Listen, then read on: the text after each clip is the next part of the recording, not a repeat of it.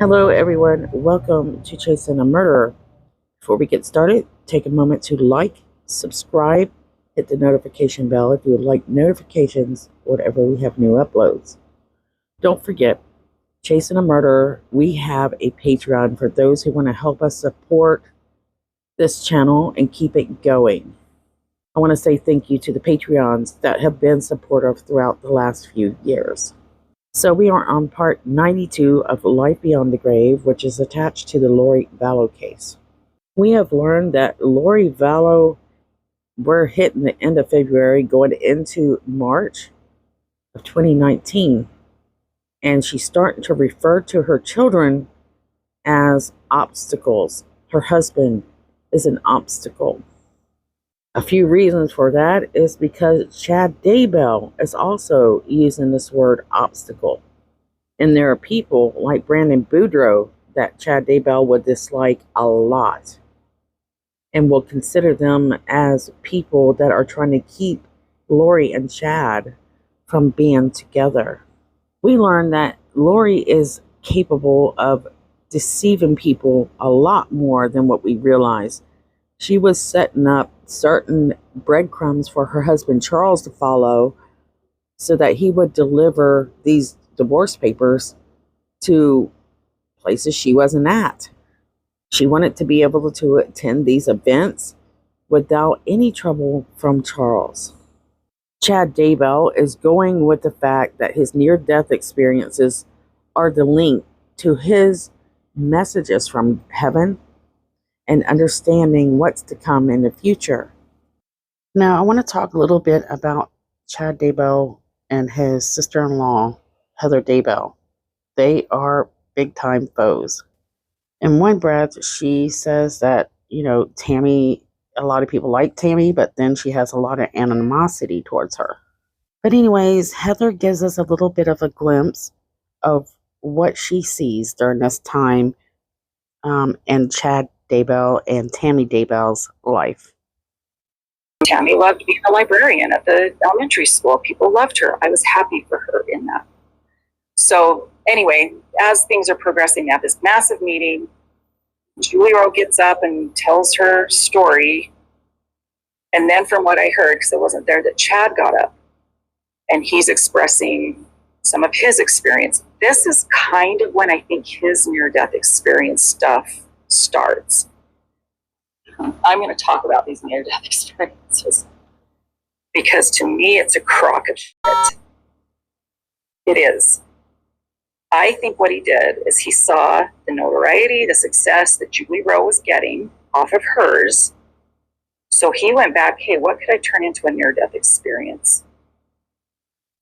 His children may think I am the worst person ever because I'm saying this, but Matt's had conversations with others in the family. This is kind of the consensus. So when he talks about this one where he does this cliff jumping, and all of a sudden his spirit comes, and even he explained this to us at one point, his spirit came out through the top of his head and his knees kind of got caught the top of his head. So his spirit didn't come completely out of his body, but kind of halfway. It's so literal. And so that first one he tells us about, and Matt and I after, I was like, Matt, he had an adrenaline rush. And he's making it into this thing. And so there's that one. And then the one where he's in San Diego and Matt wasn't there. Matt was on his mission at that point. But Chad and Tammy and Paul, and they were all there, Matt's parents. And I heard the story once, Matt's home from his mission. We heard all about it. Because he got pretty beat up. He got in this wave, rolling around. He's all scratched up. They did take him, bandaged him up. But all of Matt's family was there. And as I watched over time, that story morphed into, by the end, seeing Jesus or something. It was like, what? So I think he just found what he could to turn it into that. The San Diego near-death experience. Well, do you remember, what was the initial talk of what happened? Was it just an accident? What happened? The wave caught him, turned him over and over, and he got out. It was serious. I mean, he was in trouble. But they got him out, and he was banged up, but it was okay. Matt did say to his dad, I think Matt and Paul maybe, talked to his dad and said, don't you think, because in that near-death experience, he claims that his grandpa Keith came to him. That if you had that experience and you're out and you're safe, you would say, I just saw grandpa. I just saw grandpa. None of that was said. So clearly you can hear the aggravation in Heather Daybell's voice and how she believes that Chad Daybell is just full of crap. In her opinion, she believes that all this started when he realizes Julie Rowe's doing well with her near-death experience stories. While Julie Rowe was not the first person to do these types of stories or write about near-death experience, especially in the Mormon religion, she is getting popular, so being accepted throughout the LDS community, at least the prepper groups. These books are being accepted by the LDS bookstores, and so this is something that really clicks on that light in a lot of their heads. So around this time, Lori is telling the group of people surrounding her, that would be Melanie Boudreaux, Melanie Gibb, Zulema, Christina, Nicole, and there are a few more women, that Satan is ramping up his powers. And that they're going to have to start doing castings against these evil demons and spirits that are taking over bodies such as her husband, Charles Vallow. This is the only way she believes they can get rid of these things. Perform castings and then add her own little, spite, magic ideas to the casting.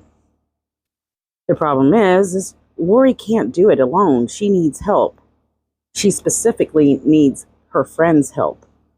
According to her friends, they will later testify that they're oblivious to understanding exactly how dark these spirits are that are possessing these bodies and don't understand how far Lori's going to take it. And she will convince them that they will need to call on the elements as a powerful tool in this casting. According to a later interview with police, Christina, she shares her idea of how she took it. I'm sorry. No, you're okay. Okay. And then with Charles, what was your understanding when somebody is possessed? What needed to happen in order for them to either progress or to be cured? What was your understanding? Well, the way that Lori explained it is that, and I'm going to get these numbers wrong, I'm not a super detailed memory person, if you can't tell, but she explained it something like the effect of when we're born, our spirits are tied to our bodies approximately, I want to say 3,000 strings or attachments or something like that, and that's where, I don't remember the exact number, but I think it's around 3,000. And as we go through life, or we near death, as we get older, those strings and bonds break in different ways, I don't know, an injury or whatever, however they break, I don't know, or attachments, whatever she called them. And so what happens, from my understanding of what she said, is that when somebody, Charles, I think, was in a car accident or something, you can invite evil in, something like that happens, and these evil spirits can kind of take over and create, take over those attachments and take over those, and maybe even build their own. I'm kind of unclear on that, but basically, so us, when we're casting out, we cast out that evil spirit, but what we're doing, in essence, is severing those life bonds to the body so that the body can be released, the spirit can be released, and then the spirit goes on and does whatever they do next. Does that make sense? Yeah, so when you say the body can be released. That's what this craziness is, yeah. Yeah, and it is a little crazy this whole last couple of years, but that's a different story. So when the body Yeah, for me too. It's unbelievable. Yeah. It's horrifying. I'm not sure. So for me, casting out the spirit, that releases the spirit to move on to whatever it needed to do, that evil spirit, or get out, right? So is the spirit that originally, like my spirit, is it still there? Or is it, I don't know. Like, she talked about, like, then he would die. She did talk about that. Eventually, like Charles eventually would die, or then then his spirit and body would be released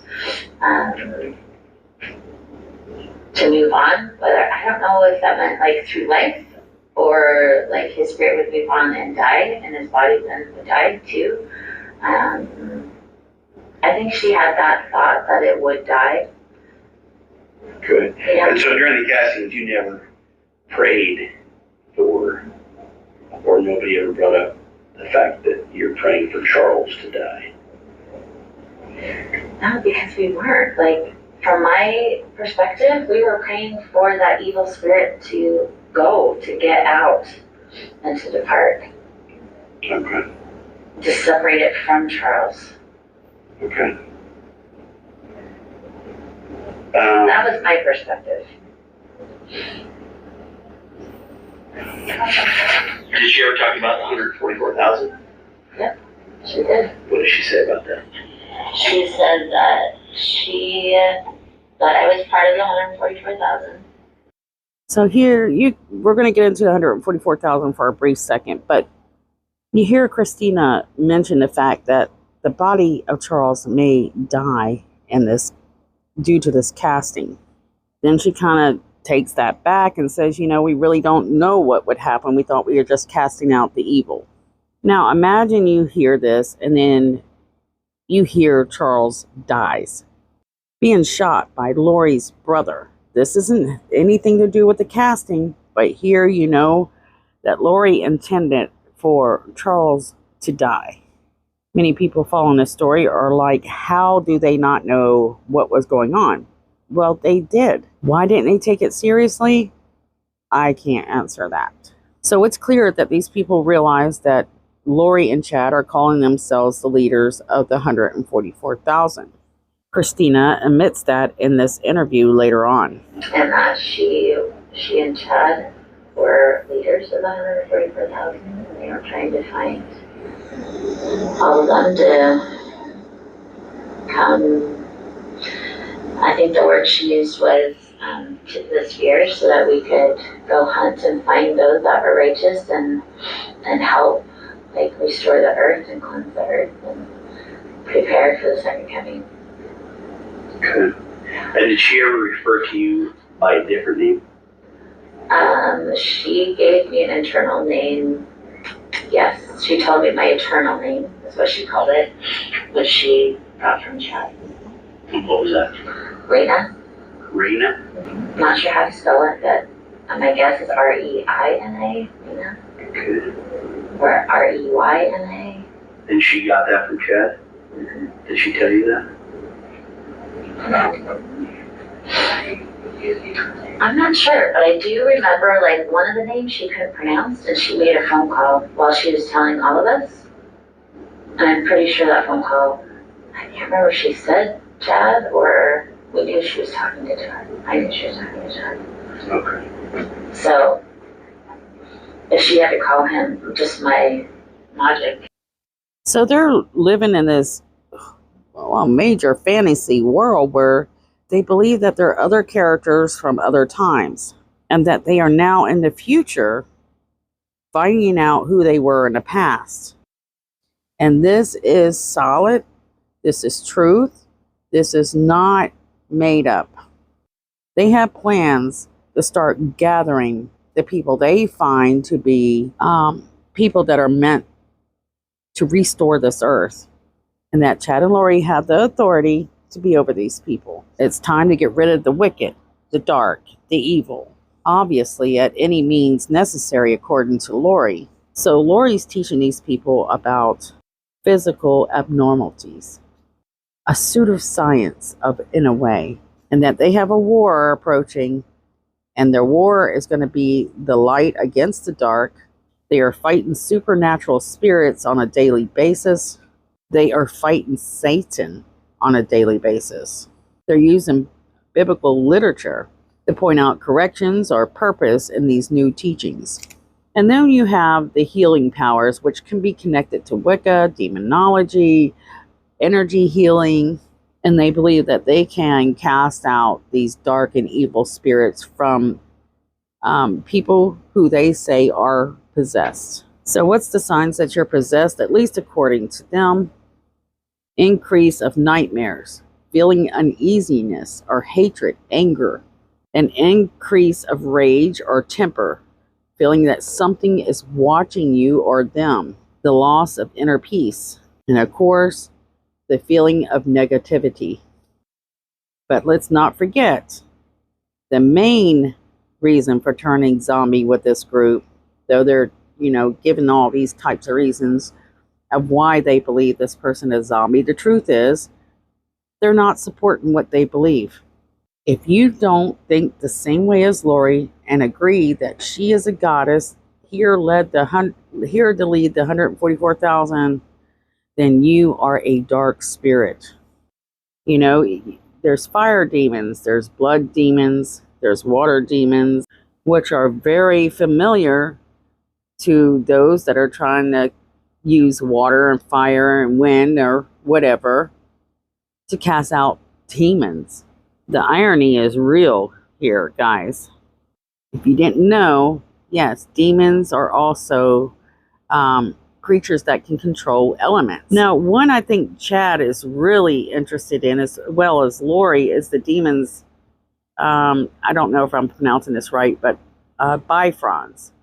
He's known to possess corpses and move souls at his discretion. So remember that. Also, remember that Serena, one of their friends, knows that they're trying to get rid of these evil. And she believes that's what they're doing. As for Melanie Gibb, on the other hand, this is important to note this. She says she doesn't 100% believe what they're doing, which makes it worse for what happens in the future.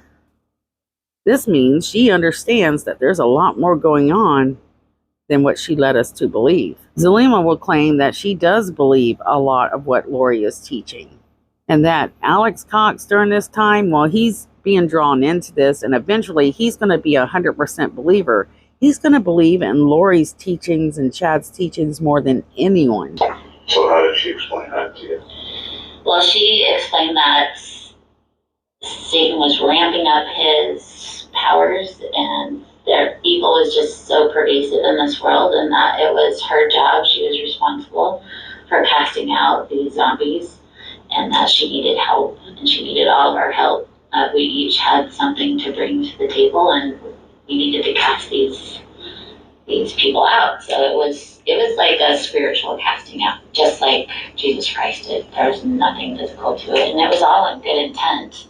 Like, we were trying to help this world and try to get rid of evil. That's what I thought we were doing.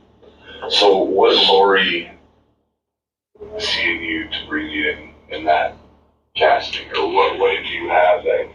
You just said everyone kind of had something. So what did you have, or what did you think you had? Well, from my perspective, like, I'm a pretty spiritual person. I am in the scriptures a lot, and I have pretty intense faith with Jesus Christ. And I follow through with things I get things done. Like, if I feel like he is asking me to do something, like, I want to do it. All in good faith, all like for the right, for truth.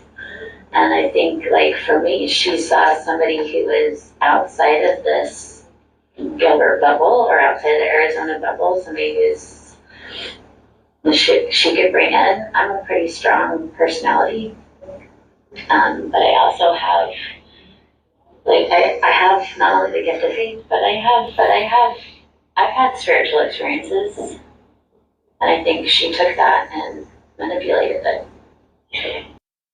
Lori will ask these people before she takes them in about their ordinances. Yeah, believe me. So it wasn't like an official, she asked me to be a part of it. She just kind of, hey, I've got some things.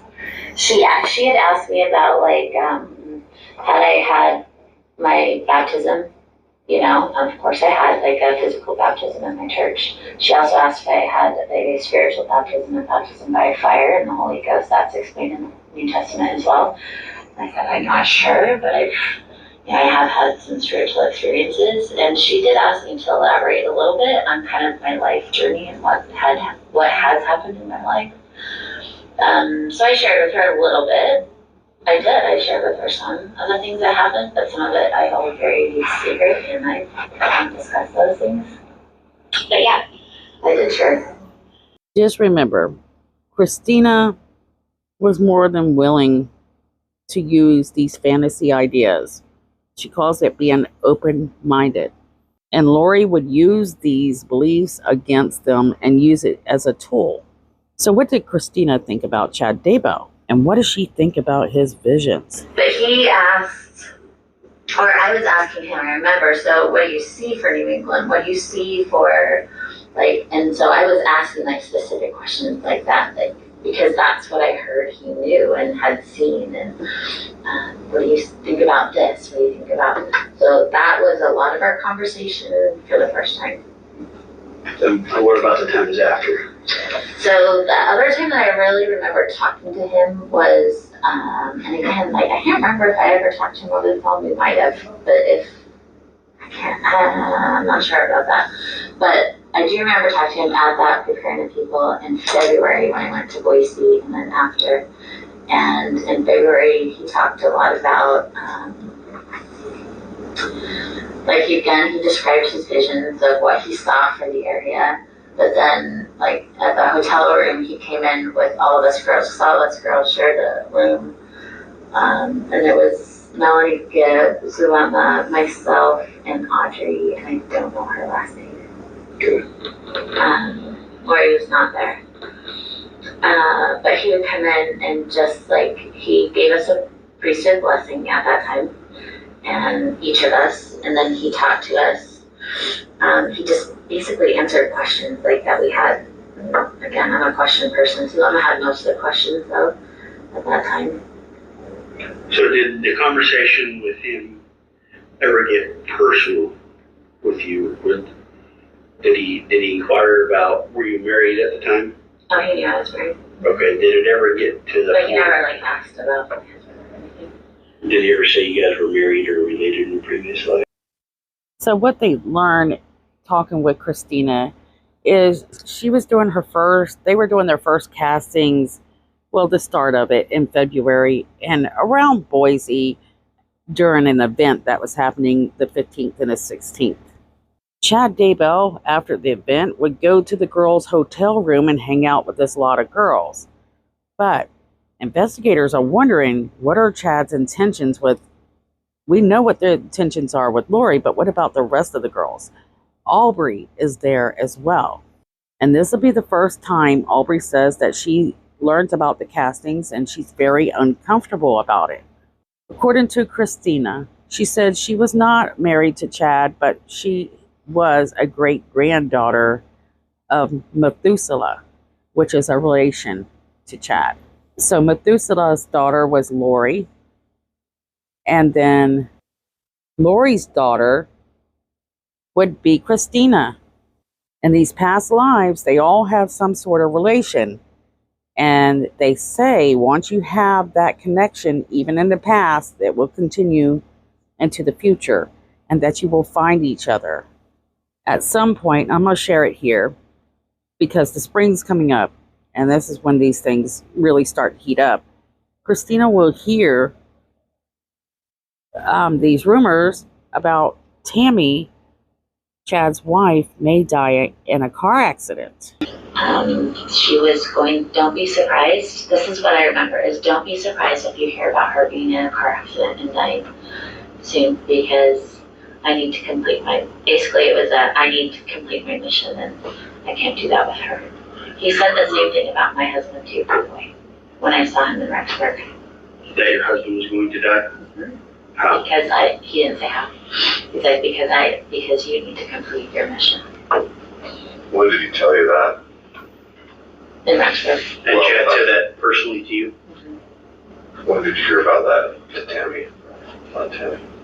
I'm trying to remember if he said that to me personally or in a, I mean, it was, the only time I was ever alone with him was in Rexburg, and it was on campus, but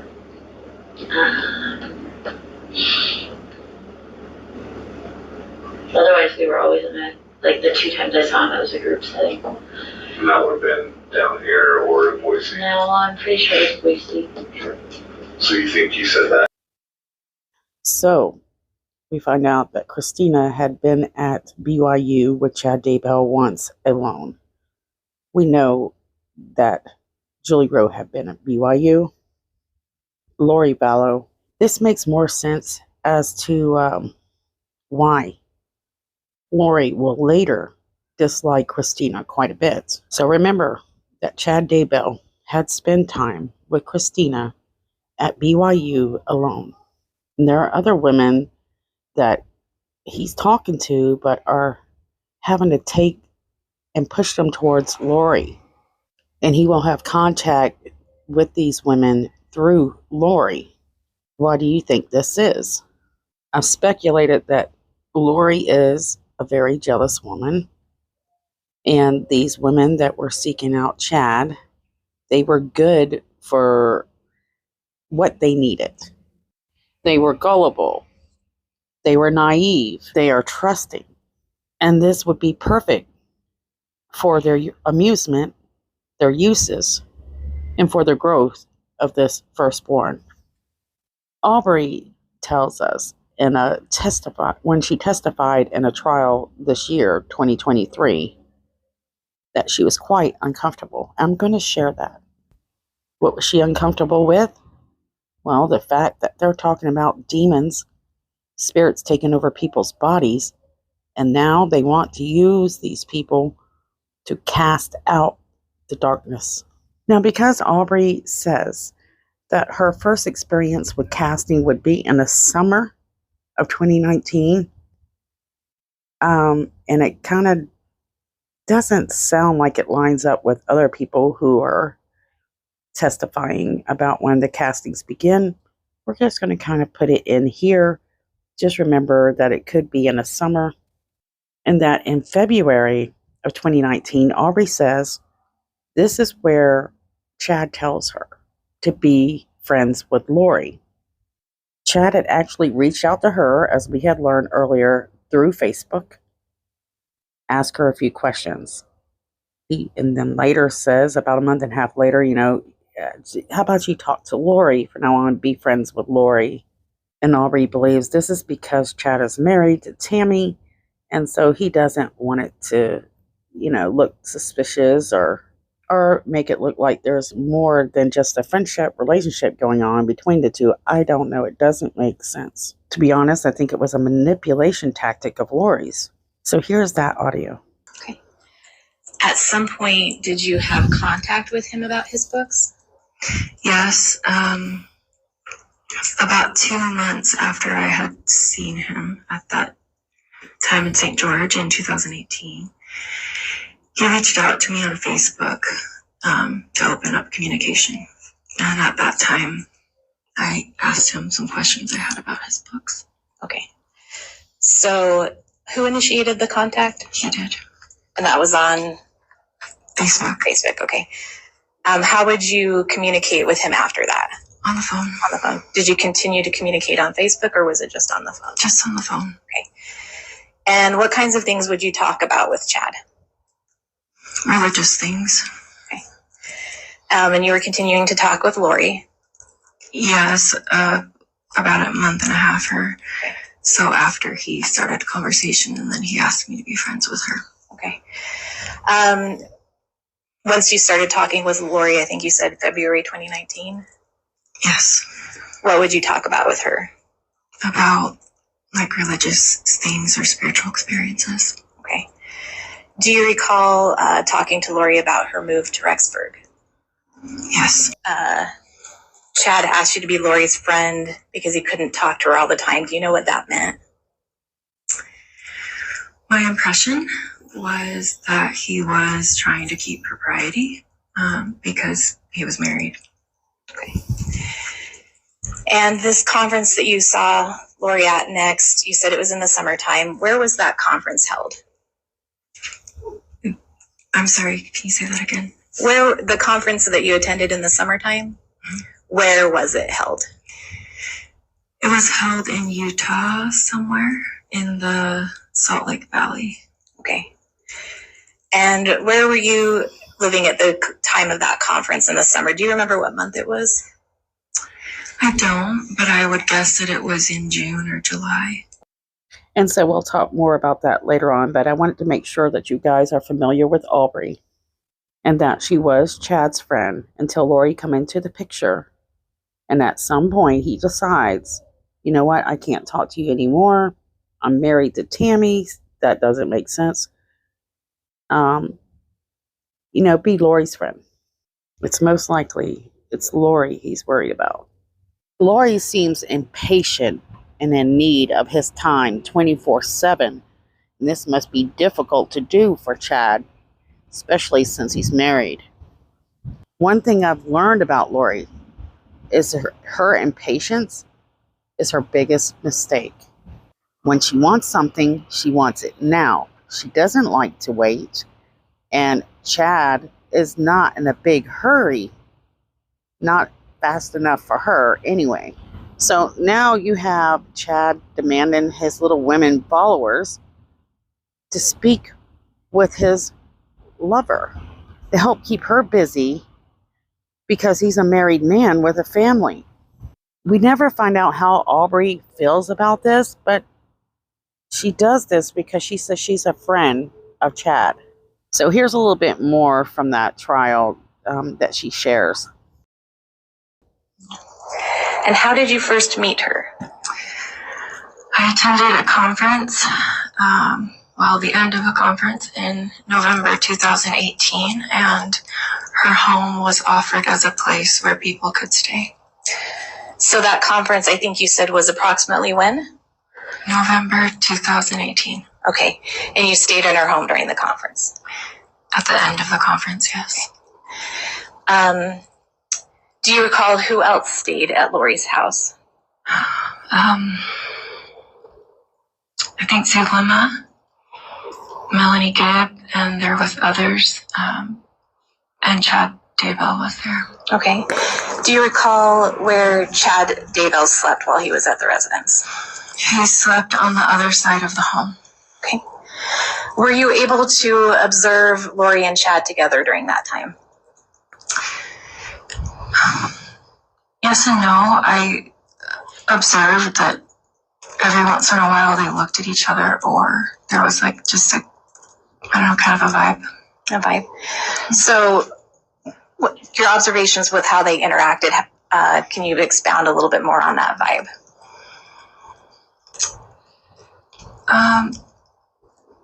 Did they seem flirtatious? Did they seem like they knew each other? They didn't seem flirtatious, but it seemed like maybe they knew each other a little bit or something.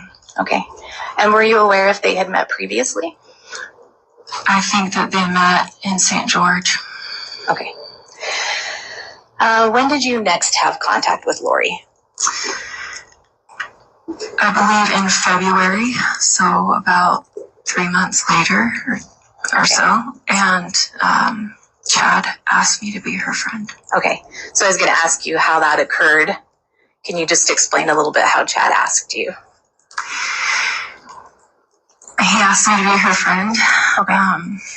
And that she needed a friend, and I said, okay. Did he say why she needed a friend? He said that he couldn't talk to her all the time, and that maybe I could be someone to uplift her or,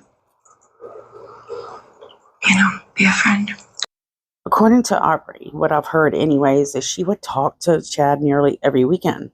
She would talk to Lori after he asked her to, every couple of weeks or so, occasionally weekly.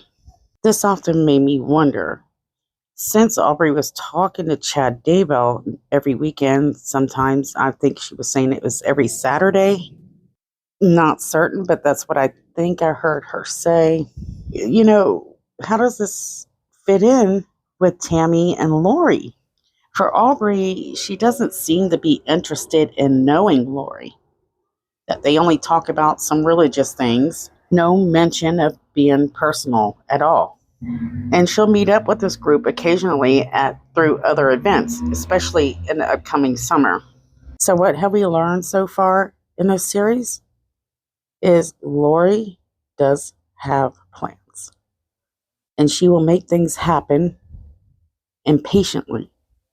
Chad Daybell is a little bit more, I guess you'd say, secretive, a little bit more manipulative. Not saying that he's more manipulative than Lori, but he uses it more. His associations is nothing but a tool for him. There's no professionalism with Chad Daybell when he's doing these events and speaking. It's all about what he can get from it, especially from these women. Lori's interest in these conferences and books gives her the ideas that she needs to manipulate her way into a better situation. And there's no doubt in my mind that once Lori and Chad meet, well, they create a fire, they create a storm, and it's going to be one of the worst storms ever in the history of mankind. I truly believe no one would have been safe if they would have continued. I was especially worried for her parents and her siblings because I really felt like they were going to be her main target, the sacrifice that she believed God wanted her to make. Share your ideas and your thoughts of what you think about Aubry. Do you think that she wanted to be friends with Lori, or was she doing Chad a favor? Thank you so much, guys, for being here, watching these videos, being supportive, commenting, subscribing, and liking. If you would like to help support this channel, you can do so by donating to Chasing a Murderer Patreon. Thank you so much, and I love you guys, and I'll see you guys next series.